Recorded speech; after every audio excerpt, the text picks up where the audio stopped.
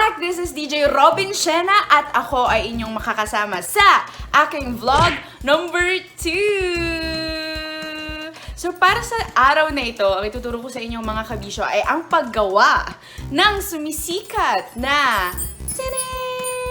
Dalgona Coffee o tinatawag din nilang quarantine coffee. So just to give you a background mga kabisyo, tinawag siyang quarantine coffee kasi basically sumikat siya sa kasagsagan ng ating lockdown.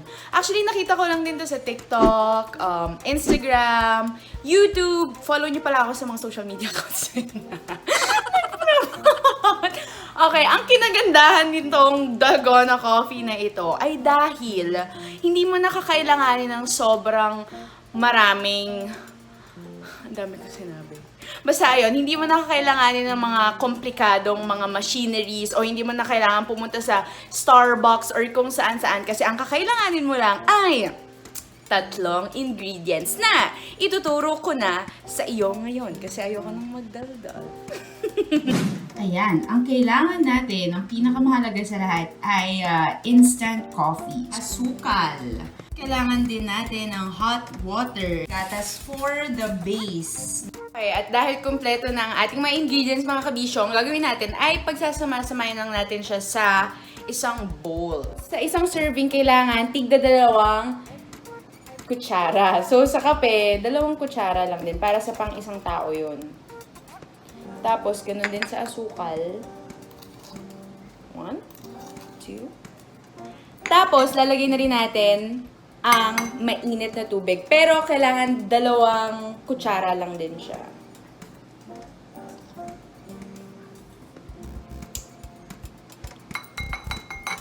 So, mga kabisyo, ganito ang magiging itsura niya mula sa bowl. Ang gagawin natin ngayon, ito na ang labanan. Hahaluin natin siya for 5 minutes hanggang sa maging foamy na siya.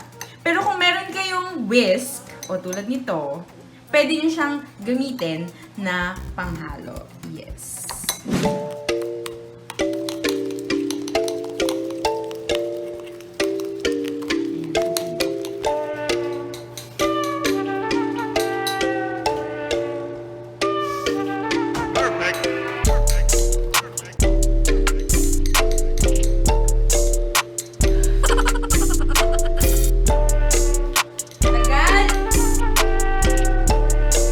A few inches later. At dahil napagod na ako mga kabisyo, meron akong secret weapon at yun ay ang... Nilipat ko siya mga kabisyo. Game.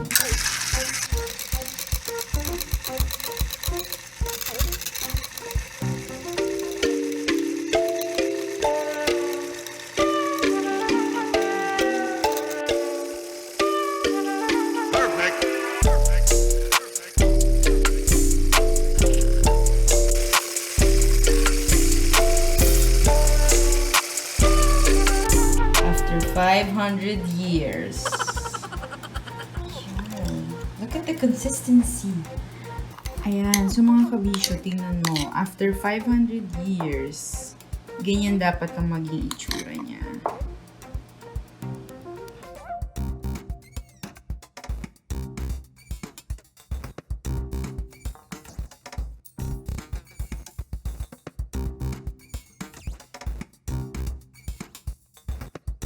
Lagyan natin ng yelo. Para pang Starbucks talaga.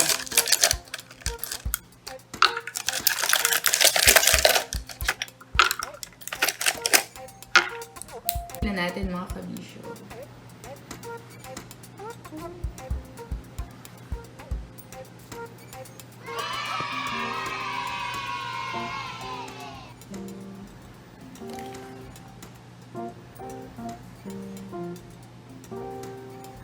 Wow!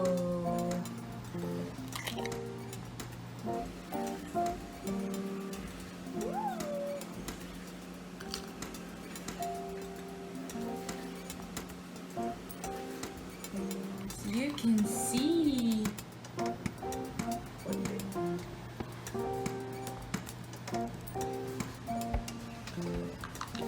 There you go.